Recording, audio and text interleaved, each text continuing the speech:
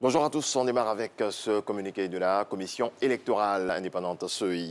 La CEI qui porte à la connaissance de la communauté nationale et des candidats à la candidature à l'élection des députés à l'Assemblée nationale du 6 mars 2021 qu'à la demande des partis et groupements politiques, la période de réception des dossiers de candidature est prorogée exceptionnellement jusqu'au vendredi 22 janvier 2021 à 18 h.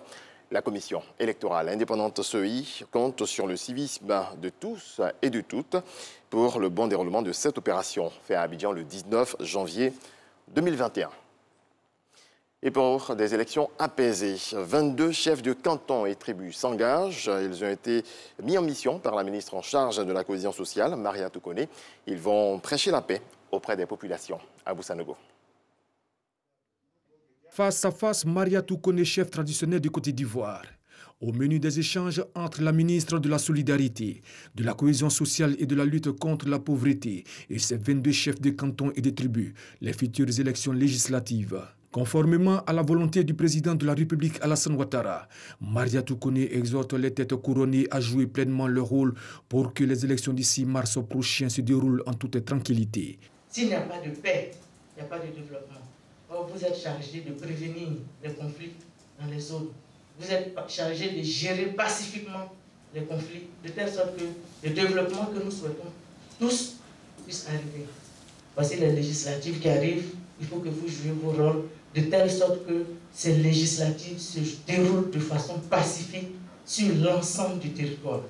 Un message clair, bien perçu par les gardiens de la tradition. Nous demandons tous les Ivoiriens de se mettre ensemble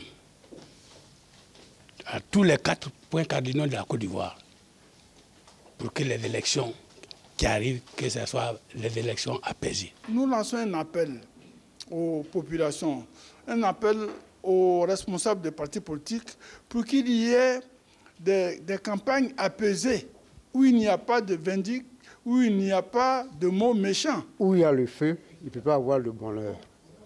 Donc, je demande à la population ivoirienne d'être ensemble, d'être unis, surtout de s'aimer. En plus des législatives et des traditionnels vœux du Nouvel An, il est aussi question à cette réunion du bon fonctionnement des centres multi-ethniques de médiation et d'arbitrage appelés maisons des chefs. À propos de ces centres, au nombre de 22 pour l'heure, Maria Toukoné a demandé l'accélération de leur fonctionnement en réseau pour la paix définitive en Côte d'Ivoire.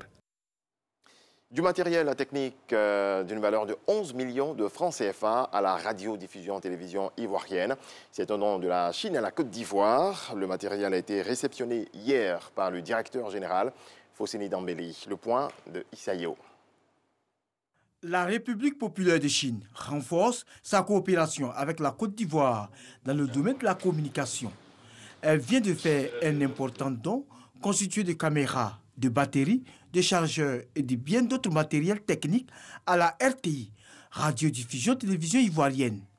Ce matériel est réceptionné par le directeur de cabinet du ministère de la Communication et des Médias, qui, à son tour, le remet au directeur général de la RTI. Pour l'ambassade de Chine, la RTI est un partenaire important. Et pour nous, nous voulons renforcer la coopération entre l'ambassade de Chine et la RTI d'une part, et la coopération entre la CGTN et la RTI d'autre part. Pour nous, c'est très important de renforcer la coopération de ce domaine, puisque cela contribuera au développement des connaissances et des compétences mutuelles entre les peuples respectifs. Cela constituera une base solide de la coopération entre nos deux pays. Ce lot de matériel va renforcer la capacité de travail du média des services publics, selon le directeur général, Fosseni Dambélé. Nous avons un programme de coopération avec la République populaire de Chine à travers son ambassade en Côte d'Ivoire, qui est constitué entre autres d'échanges de programmes avec la chaîne publique CCTN de la République populaire de Chine.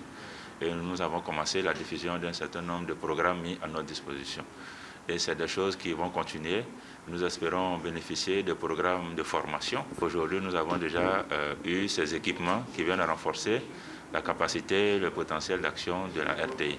Le directeur de cabinet, Jean-Martial Adou, représentant le ministre de la Communication et des Médias, Sidi Tchomoko Touré, salue le geste de la Chine qui démontre l'excellente relation qui existe entre la Côte d'Ivoire et ce pays. Le ministère ne peut que saluer ce beau geste de la République populaire de Chine parce que la RTI en a bien besoin. Ce dont pour nous traduit l'excellence, disons, de la coopération entre la République populaire de Chine et notre pays, la Côte d'Ivoire. Merci, monsieur l'ambassadeur, disons, pour cette générosité. Ce don de matériel technique est d'une valeur de 11 millions de francs CFA. Du football, vainqueur du tournoi UFOA à Lomé au Togo dimanche dernier face au Nigeria sur le score de 3-2. Les Éléphantos U17 ont regagné Abidjan lundi avec le trophée. À leur arrivée à l'aéroport international Félix Houphouët-Boigny, ils ont été accueillis avec les honneurs par une délégation conduite par le ministre des Sports, Dao Paulin, et des membres du comité national de soutien aux éléphants CNSE. Avec cette victoire, nos pachydermes ont décroché leur qualification pour la CAN U17 au Maroc. Merci à toutes et à tous de votre attention. On se retrouve à 7h. Merci.